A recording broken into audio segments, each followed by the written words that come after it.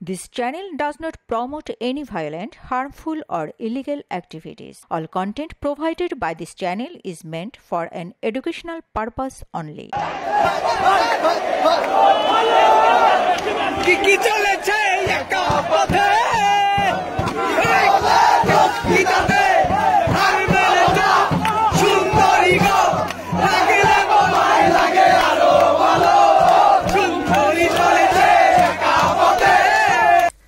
এটি ঢাকা বিশ্ববিদ্যালয়ের গত রোববার রাতের চিত্র। ইডেন কলেজের ছাত্রীদের উদ্দেশ্যে ঢাকা বিশ্ববিদ্যালয়ের ছাত্ররা লাঠি উঁচিয়ে এমন গান গেয়েছে, তাদের সঙ্গী হতে চেয়েছে। অথচ 6 মাস আগেও এই ঢাকা বিশ্ববিদ্যালয়ের এসব মেধাবীরা রাতের নিস্তব্ধতা ও নীরবতা ভেঙে নতুন সূর্যের প্রত্যাশায় হল থেকে বেরিয়ে স্লোগান দিয়েছে, কোটা না মেধা, মেধা মেধা। কোটা না মেধা, কোটা না মেধা। মাত্র 6 মাসের ব্যবধানে ঢাকা বিশ্ববিদ্যালয়ের সেই মেধাবীদের এমন আচরণ দেখে হতাশ হয়েছে পুরো জাতি। বৈষম্য বিরোধী ছাত্র আন্দোলনের সমন্বয়কদের ছায়ায় থাকা কথিত এসব মেধাবীদের পারিবারিক ও প্রাতিষ্ঠানিক শিক্ষা নিয়েও প্রশ্ন উঠেছে। তাদের এমন মারমুখী আচরণে জুলাই গণ অভ্যুত্থানে অংশগ্রহণকারী শিক্ষার্থীরা দ্বিধা বিভক্ত হয়ে পড়েছে। কথায় আছে, ইট মারলে পাটকেল খেতে হয়। ইডেন কলেজের ছাত্রীরাও কম যান না। স্লোগানে স্লোগানে জবাব দেয়, জানিয়ে দেয় চুমকিরা একা নন।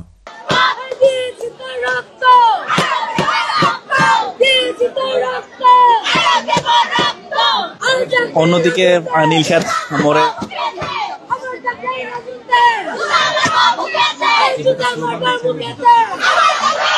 এর আগে রোববারের রাতের ঘটনা সামাল দিতে গিয়ে দলবল নিয়ে নীলক্ষেত এলাকায় গিয়েছিলেন বৈষম্য বিরোধী ছাত্র আন্দোলনের সমন্বয়ক হাসনাত আব্দুল্লাহ।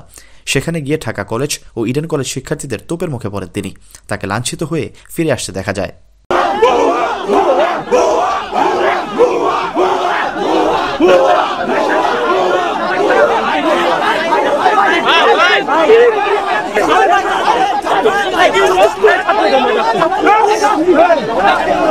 এ সময় ঢাকা কলেজ ও ইডেন কলেজের শিক্ষার্থীরা হাসনাত আব্দুল্লাহর উদ্দেশ্যে ভুয়া ভুয়া ধ্বনি দিতে থাকে।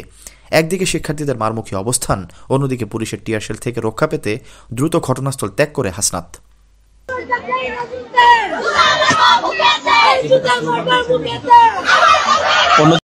এদিকে সোমবার দুপুরে 7 কলেজের পক্ষে আয়োজিত এক সংবাদ সম্মেলনে ঢাকা বিশ্ববিদ্যালয়ের কথিত ওইসব মেধাবীদের চিহ্নিত করে দৃষ্টান্তমূলক শাস্তির দাবি জানিয়েছে সাধারণ শিক্ষার্থীরা।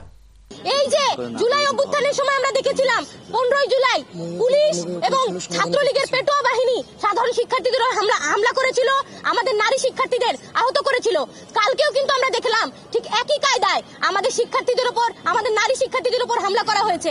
আবার অন্যদিকে আমরা দেখছি যে ঢাকা বিশ্ববিদ্যালয়ে কিছু শিক্ষার্থী যারা এই আন্দোলনকে প্রশ্নবিদ্ধ করতে রাস্তায় নেমেছিল, উস্কানিতে পড়ে রাস্তায় নেমেছিল, তারা আমাদের নারী শিক্ষার্থীদের নিয়ে নানান ধরনের অঙ্গভঙ্গি করেছে, নানান উস্কানিমূলক কর্মকাণ্ড করেছে।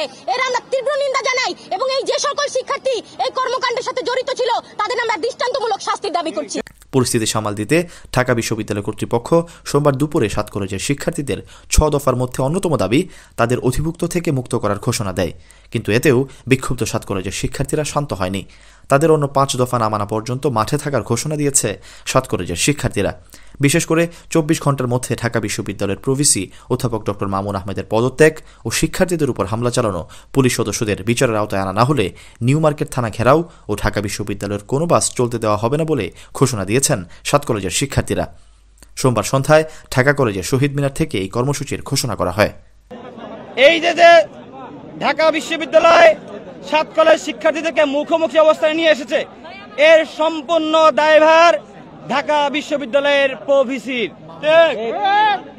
অনতি বিলম্বে আগামী 24 ঘন্টার মধ্যে এই প্রভিসিকে তার পদ থেকে পদত্যাগ করতে হবে।